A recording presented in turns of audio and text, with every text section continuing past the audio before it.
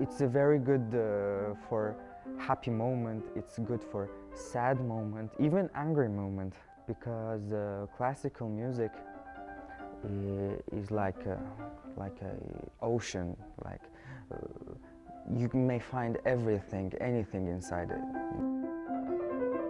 Tombi Ginook may sound like a classically trained pianist with decades of experience, but he has played the piano for just 20 months. His beautiful music was born out of something ugly.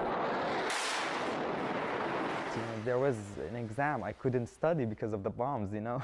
It's true. I didn't have a good grade on that exam. Not a good grade and not a good life. Tombi's parents rushed their children out of Syria. What did you take with you? Our clothes. But starting from zero, as he puts it, can lead to new things. In Bursa, Turkey, he was surfing a different keyboard and found videos of accomplished piano players. I said, why can't I learn that? It's a very beautiful thing. Tombi sought out a music store that taught lessons. He had never touched a piano. I remember that like yesterday.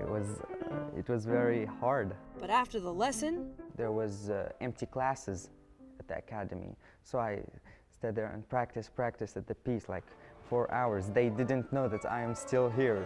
Soon this now 17-year-old was winning competitions. In February, he played Carnegie Hall. I'm not a genius. He practices 7 hours a day. I'm lucky because I love to work. I love to practice.